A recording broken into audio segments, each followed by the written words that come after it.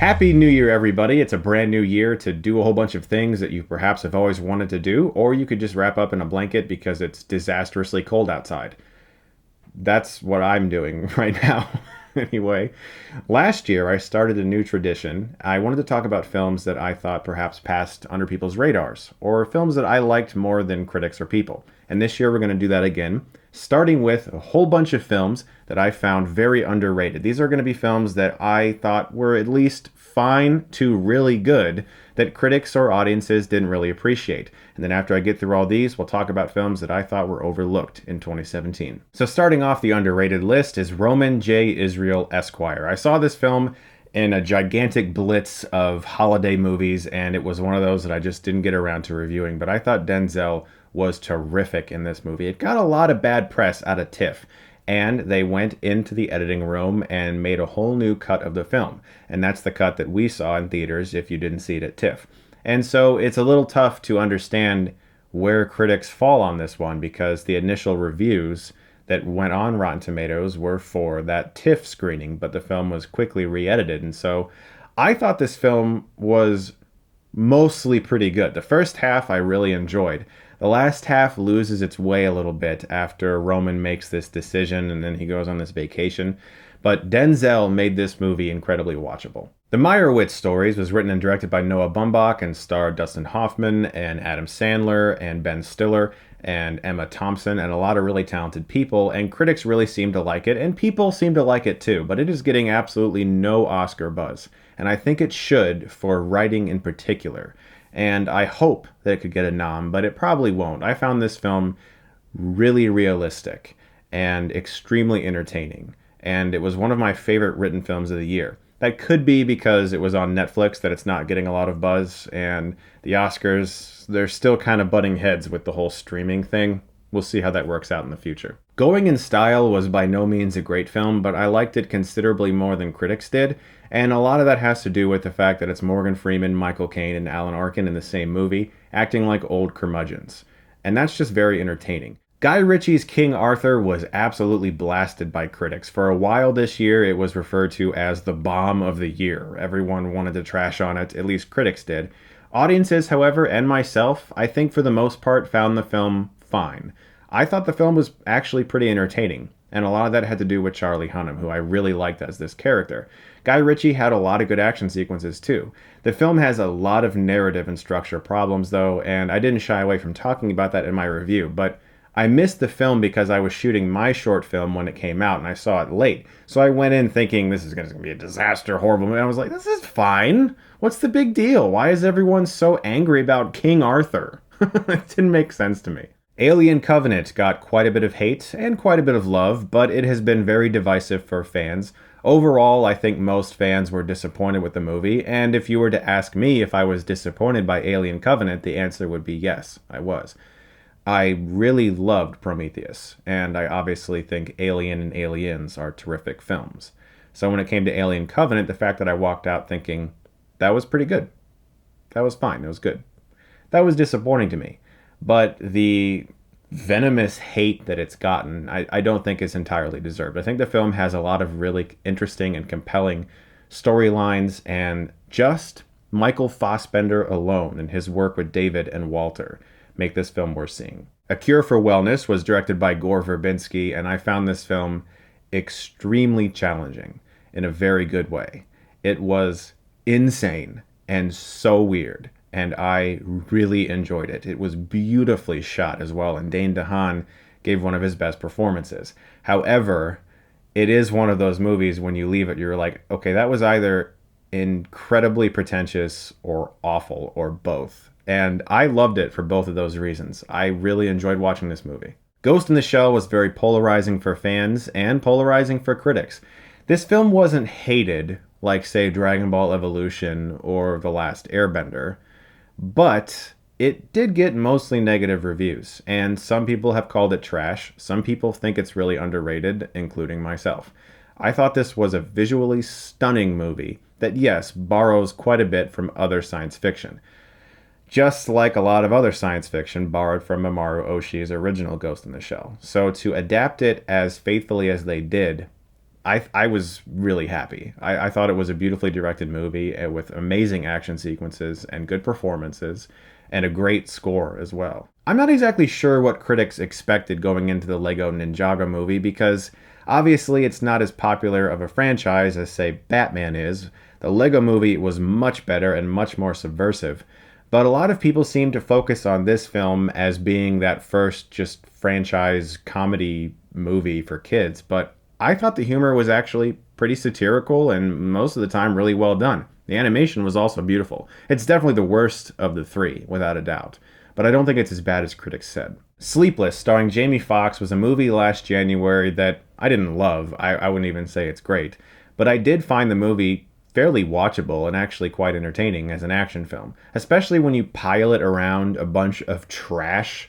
Sleepless stood out to me as a film that did what it wanted to do. It was an action movie in one location for the most part with fairly competent performances. It felt like a mishmash of a lot of other things and it had some really silly dialogue. Phoenix Forgotten is a movie that is extremely easy to hate on. It's a found footage horror movie that no one really saw. It has a lot of continuity errors when it comes to time. Characters own things that weren't even released in 1997 when this film takes place. But I thought it was actually pretty effective. And some of that does have to do with the fact that I do have an interest in the paranormal and I like investigating things like that, like hauntings or aliens or strange sightings. And that always has had sort of a weird, I've had like a morbid curiosity about that. And so I might be a little biased towards liking this film, but I thought it was actually fairly well directed and had some good performances in it. Martin Campbell's new film, The Foreigner, starring Jackie Chan, may have been mismarketed as a film that was mostly an action movie, but Martin Campbell makes films that are a little more deeper than that usually, and I thought this was one of Jackie Chan's best performances. Most people seem to enjoy The Foreigner, but critics were kind of mixed on it. I thought it was very well directed. I thought Pierce Brosnan did some of his best work ever, as well as Jackie Chan, and the action sequences that were there, surrounded by a very complex political story, riveted me. Okay, we're going to get into the overlooked films of 2017 now. These are films I saw that I really appreciated, but that perhaps didn't do too much at the box office, or people never really talk about at all. Starting with Brad's Status. Ben Stiller gave the performance of his career with this movie. Mike White wrote and directed it, and I found it very touching. It was the exact type of movie I wanted to see when I went to the theater to see it. The performances were all really strong, and the emotional bond between Stiller and his son in the film was really sweet. The Devil's Candy was the second film Sean Byrne made after The Loved Ones, which is also very good. This horror film surprised the shit out of me. It has an incredible performance by Ethan Embry, a very dark story, and one that I've never seen told in this way from the perspective they chose to tell it. And probably not too many of you actually saw it, even though I gave it a pretty strong review. I know amongst like the indie circuit of horror fans, a lot of people talked about this movie, but mainstream audiences missed this one entirely. To the Bone was a Netflix film that gave us Lily Collins' best performance and one of Keanu Reeves' best. It was a film about a woman who suffers from anorexia. She goes to a house that's sort of like this therapeutic environment with other people who are also suffering from similar things. And I found it very uplifting, and I think not too many people saw it. Personal Shopper, starring Kristen Stewart, was not a ghost movie, not a haunting movie as it was advertised. That pissed a lot of mainstream audiences off. This film reminded me of The Witch, not in the way it was executed. They're completely different movies, but the response from the public was very similar because The Witch was marketed as this horrifying, terrifying, this mainstream horror movie, and it was very artsy and very good. Personal Shopper is similar. This is not a movie about some scary haunted house. It's about a woman trying to reconnect with a loved one. And I thought it was very powerful. And Stewart was incredible in the movie. Gifted was one of two Mark Webb films last year, and this one starred Chris Evans, and this was really good. It's definitely Mark Webb's best film since 500 Days of Summer. I didn't see his second film last year, The Only Living Boy in New York, or whatever it was called. I heard that one wasn't too good. I haven't seen it, so I can't really comment on that. But Gifted had two really excellent performances in Chris Evans and the young girl, who also is in I, Tonya, which is kind of cool. So she's getting more work, and she deserves it because she was incredible. I think her name is McKenna Grace. Megan Levy, starring Kate Mara, was terrific. Nobody's talking about this movie. It has some really good performances. It has a very, very sweet story about a bond with a German Shepherd, and I thought it was awesome. I'm really surprised that critics seem to like it. People seem to think it's fine too, but no one's talking about it. I don't really understand why. Is it because people are afraid to watch a movie where there's a dog in violent and terrifying situations? I don't know. It's really good. Go see it. 1922 features one of the best performances of last year, that of Thomas Jane. This was a Stephen King adaptation that's on Netflix, and it was chilling. I actually got to see Okja in theaters before it went to Netflix. There was a screening, and I got to see it early. I don't remember why I didn't review it. I think I had a whole bunch of other videos that week, and it just ended up getting shuffled to the bottom of the pile, and I wish that it didn't because it was quite good. And this is from the director of Snowpiercer, which I loved. He has some really terrific sequences in this film. The only thing that didn't really work for me was I didn't actually feel the bond that much between the young girl and Okja, which is very important. But I loved how different this film was helmed, how unique it felt. Maudie, starring Sally Hawkins and Ethan Hawke, had some really terrific performances. Ethan Hawke was kind of scary for a while in the film. He plays a very broken character who is abusive and very difficult to live with. But Sally Hawkins, between Maudie and The Shape of Water, if she doesn't receive some kind of nomination for the Oscars this year, there's going to be riots because she deserves it. Super Dark Times tells the story of some kids who accidentally do something pretty bad and then have to cover it up for a while. And this film captured the 90s unlike any other film I've seen in years. I authentically felt like I was looking into a passageway into the 90s. It was also, just as the title might suggest, very dark, and they did a great job with the character work in particular in this movie. Brigsby Bear may have been the most unique film of last year. It has a story. I don't even want to spoil it, because I actually went in not knowing anything about it. I didn't know what the plot was. I just knew that Mark Hamill was in it, and it looked weird and cool. It is both of those things, and Hamill is very good in the film. Just go see it. It's weird. It's really weird. You'll probably like it. I talked about A Ghost Story in my Best of the Year video, and I've recommended it enough. It's really damn great, and you should see it. It was one of the most emotional experiences I had at the theater last year, and I wish that the Oscars were talking about it. It's so good. The Killing of a Sacred Deer. Yes, I did see this film, and I did not get a chance to review it because it fell into that whole, I just saw 18 films in a row at the end of December, and this is one of them, and I have to pick a few of them to review. This is a very challenging movie, and I don't even know if I 100% liked it, because it's just so... It's like, what?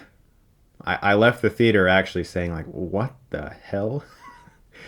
But something about the performances and the camera work and the audacity of the film, I can't help but recommend. So if you get a chance to see it, see it. Similar to Killing a Sacred Deer, I was very divided on It Comes at Night. I didn't even really like the film overall. I would say I leaned towards not really appreciating it because it just didn't 100% work for me. But I did see it twice in one weekend, and it made me want to analyze it. So there's something to be said there, and I think film fans should seek this one out and figure out where you stand on it because it's worth seeing. A Silent Voice was an amazing anime film I saw last year that was very, very touching and very powerful, that had a relevant story that I think a lot of young kids today should see. Professor Marston and the Wonder Woman is a film that no one's talking about. It was damn good. Incredible performances and a very, very timely story. And lastly, Columbus, a gorgeously directed movie with great work from John Cho and Haley Lou Richardson, who both give career best performances. It was directed by Kogonada, a man mostly known for online video essays. So that's awesome. I mean, that's you go, man, represent. Because, that just gives me hope, and I thought the film was incredibly well done. Guys, those are some of my most favorite, underrated, and overlooked films this year. What are some of yours? I'm curious to know. And stay tuned soon for a review of 12 Angry Men. If you guys saw on Twitter, my New Year's resolution was to review one pre-1970s film a month all year because I want to give more attention to films of the golden age era of Hollywood. I don't think there's enough of that on YouTube. There's a lot of 80s and 90s talk. We need to talk about some really great films. And we're going to do that this year. 12 Angry Men's the first one. I'm going to talk about that very soon. Guys, you are the best. Thank you very much for watching. As always, if you like this, you can click right here and get Stuckmanized.